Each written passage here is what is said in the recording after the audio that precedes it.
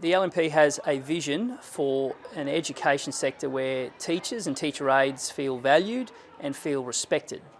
And there is no doubt that at the moment teachers are leaving the profession because, quite frankly, they no longer feel that way. In a moment, Dr. Rowan, as Shadow Education Spokesman, will explain some of the data behind that and some of the promises that were made that haven't been delivered. But I just want to make one really clear point about the revelations today. There is no doubt that at the moment attracting teachers to the profession is not happening in the way that Queenslanders would like to see and deserve to see. And this isn't a gender issue. This is an issue about teachers not feeling respected and not feeling empowered to take control of the classrooms. And as a result, teachers are leaving in droves and they're not being replaced at the level they should be. That is the reason we're experiencing the teacher shortages we have at the moment. If we are to value education, we will put our teachers in charge in the classroom, free them up as much as we can, value them and respect them, put an end to them being treated like punching bags in the workplace. We have to respect and value our teachers. That's the way to attract the next generation, and that's the way to stop the ones that are leaving in droves from doing so. Over to you, Christian. Well, thanks, David. In Queensland, there is a teacher workforce crisis which has been going on for a long period of time. We aren't retaining and recruiting the teachers that are needed here in Queensland. Now, at the last state election, the government promised to recruit 6,190 new teachers and over 1,100 new teacher aides. And as was revealed last year with respect to the public sector workforce profile, only 388 new teachers had been recruited. It's simply not good enough. In Queensland, our students, parents, teachers and school staff deserve to have a workforce plan, a comprehensive workforce plan here in Queensland to not only recruit the teachers that are needed, particularly with new schools coming online, but also retaining our teacher workforce. Our teachers do some incredible work right across Queensland. They teach and train the next generation, and those students will go on to secondary education, they'll go into vocational training, higher education, and then importantly become participants in our workforce. Also last year that it was revealed through the budget papers and also through estimates that not a single educational metric was achieved in years 3, 5, 7 and 9 when we look at literacy and numeracy. And it's no wonder when we're not able to recruit the number of teachers that we need here in Queensland or retain the number of teachers that we need, that our educational outcomes here in Queensland are not up to scratch when we compare to other states around Australia. So the government here in Queensland urgently needs a comprehensive workforce plan. They need to honour their commitments that they gave to Queenslanders at the last state election with respect to new teachers and teacher aides. And halfway, or just over halfway through this electoral term, they are well and truly off the mark when it comes to teacher recruitment. Over to you. Yeah, what would your government do differently to the current one? Well, I'll get Christian to talk further about workforce planning, which is something that he's very passionate about, and that's a way of making sure that you model the impacts into the future. But I'll just make this point. When we speak with the unions, when we speak with teachers themselves, when we speak with parents, there is no doubt that teachers don't feel valued in the way that they should. And that's part of the reason why retaining them in the profession is not working. And that's part of the reason why recruiting them isn't happening in the way that we would like it to. Teachers have to be respected, they need to be safe in the workplace, and they need to be free from a lot of the bureaucracy and allow them just to get back to doing what they want to do, and that's teach. They didn't sign up to be administrators and paper pushers, they signed up to teach kids. That's their passion, and we've got to free them up to be able to do that. You want to talk about that further? So as David has said, the first thing that needs to happen is that our teachers need to be valued and respected. They need to be safe in their workplaces. And unfortunately in Queensland there have been many instances and a growing number of teachers who've had to lodge work cover claims because they haven't been safe in their place of employment. So there needs to be a zero tolerance approach when it comes to occupational violence and particularly with respect to violence in our schools. We also need to recognise that there need to be incentives to get our teachers into rural and regional Queensland. What elements are offered in relation to professional development. Many of our teachers who've been trained to provide one form of teaching, they might be maths teachers, are being asked to teach in other areas that they're not trained to be involved in. And so all of those issues are coming together, whereby teachers are saying to us there need to be comprehensive strategies. They need to be designed region by region. There need to be incentives that are put in place, elements that occur with respect to professional development, but importantly they need to be safe in their workplaces, and that's simply not the case under the current state Labor government.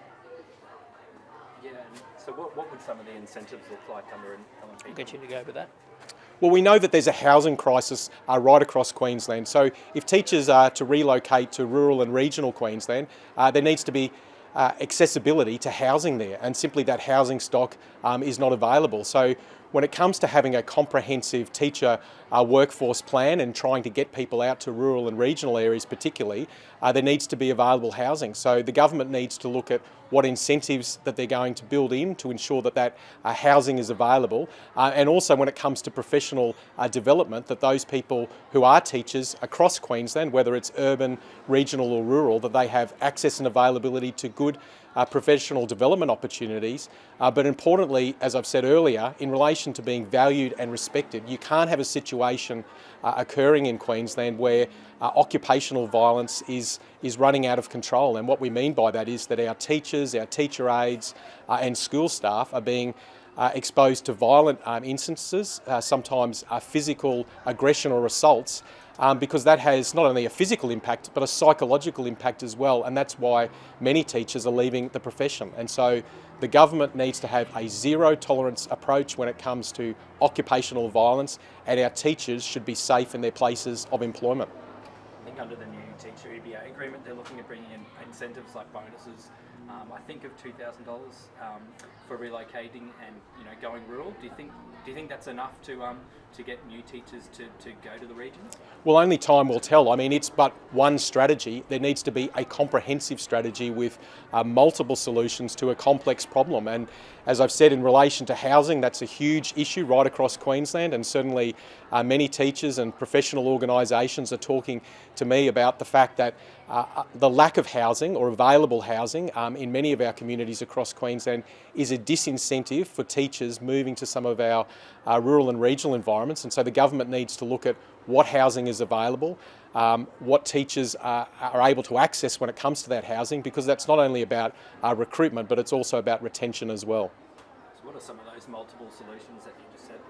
Well, so again, there needs to be housing solutions, professional development solutions. If teachers wish to retrain in areas that they weren't originally trained in, so they might be an English teacher, but they'd like to teach in science, technology, engineering or maths, that they have opportunities to upskill themselves into those areas. There needs to be good locum relief that's actually provided. If they have to take leave themselves, the backfilling arrangements are included as a part of that. And there also needs to be appropriate ratios when it comes to the number of teachers who are teaching particular students and children. And importantly, in some of our areas where there are challenging socioeconomic issues, there may need to be consideration of additional supports to deal with some of those matters as well. And that needs to be looked at region by region, school by school. And importantly, the Department of Education needs to listen to those frontline teachers, those frontline principals. They have a wealth of information in relation to the solutions that they believe will make a meaningful difference to their schools and their communities. Rowan, you touched on the training side of things there. Do you think teachers have enough training in dealing with some students who, for whatever reason, are prone to violence or mental health problems that, and they can lash out? Well, I think it'd be fair to say that there are some complex social issues that exist in many communities across Queensland, and so people being provided, and teachers importantly being provided with additional training if they request to do so, and their school communities believe it is important to have that, that they have access and availability to that. But it's also a community problem as well, that we all need to work together to ensure that our children are safe, that they're raised in households where they get the love and the support that they need to be able to go to school, to get the education that they have and then be productive members of our society. So our schools have a role to play, but our schools can't solve every social issue that exists out there, but certainly upskilling our teachers, our teacher aides, working collaboratively with parents and the broader community is really important. And What sort of a role could teacher aides play in this? Do you think they could take on a task of potentially taking the load off some of the administration work that's teachers are doing all the time?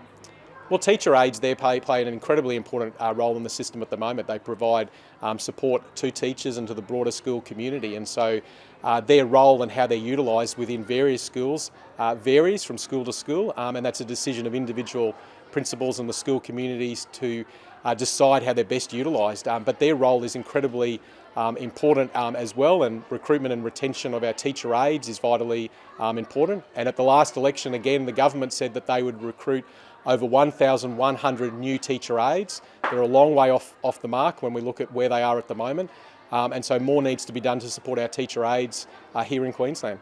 And just lastly, I think it seems like male teachers are particularly hard to recruit at the moment. Why do you think that is?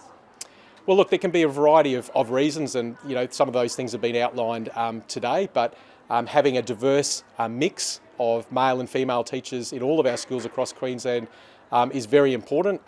So that needs to be further examined as to what are the reasons why that we're not able to specifically recruit male teachers. But the teacher workforce crisis here in Queensland under the current government is something that hasn't been on their radar. They've dropped the ball when it comes to recruiting not only new teachers but new teacher aides, and they urgently need a comprehensive workforce plan to recruit male and female teachers here in Queensland to ensure that our students, our parents and our school communities are well supported not only now but into the future as well.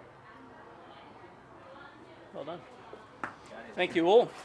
Thanks, mate.